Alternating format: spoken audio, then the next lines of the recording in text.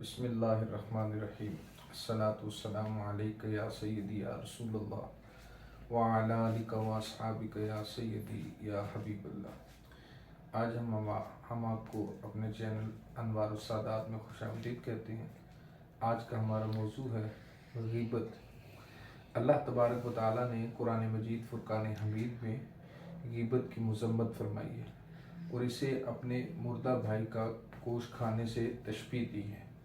خالق کائنات نے قرآن مجید فرقان حمید میں ارشاد فرمایا، ترجمہ: اور کوئی بھی کسی کی غیبت نہ کیا کرے۔ کیا تم میں سے کوئی اس بات کو پسند کرتا ہے کہ اپنے مرے ہوئے بھائی کا گوشت کھائے اور اس کو تم ناگوار سمجھتے ہو؟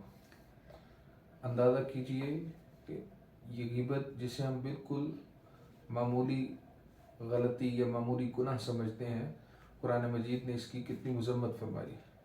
آج ہماری عادت بن چکی ہے کہ ہم جہاں بیٹھتے ہیں کسی کی عیب نکالنا، کسی کی برائی کرنا، اس کو اپنا وتیرہ بنا لیا، لیکن اللہ تبارک و تعالیٰ نے ہمیں غیبت کرنے سے سخت منع فرمایا ہے، اور نبی علیہ السلام نے احادیث مبارکہ میں اس کے بارے میں بڑی صراحت کے ساتھ بیان فرمایا۔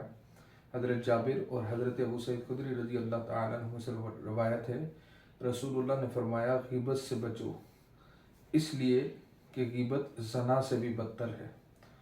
اور اس سے ایک اور حدیث مبارکہ میں آپ غور کیجئے، سلیم ابن جابر کہتے ہیں کہ میں نبی کریم صلی اللہ تعالیٰ علیہ وسلم کی خدمت اقدس میں حاضر ہوا اور عرض کی، یا رسول اللہ، مجھے کوئی ایسی بہترین بات بتلائیے جس سے فائدہ حاصل کر سکوں۔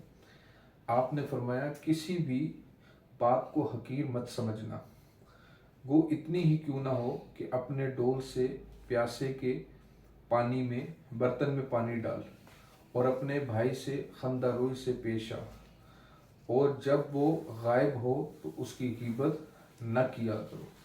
بزرگوں دوستو، اللہ تبارک و تعالیٰ نے اور پیارے حبیب علیہ السلام نے غیبت کرنے سے ہمیں سختی سے منع فرمایا، اور اس سلسلے میں ایک حدیث مبارکہ آج کے ولاگ کے اندر ہم مزید بیان کرتے ہیں۔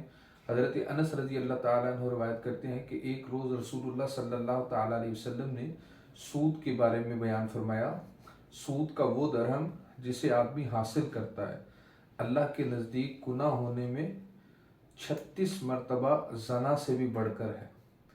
یعنی آپ غور کیجئے گا اس حدیث پر کہ سود کا وہ درہم جو آدمی حاصل کرتا ہے، اللہ تبارک و تعالیٰ کے نزدیک گناہ کے معاملے میں وہ 36 مرتبہ زنا سے بھی بڑھ کر ہے۔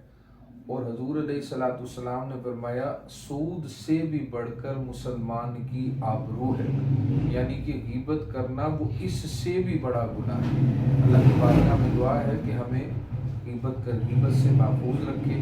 اگر آپ کو ہماری گفتگو پسند آئی ہو تو چینل کو لائک کرنا، سبسکرائب کرنا مت بھولیے گا۔ وآخر دعوانا ان الحمدللہ رب العالمین۔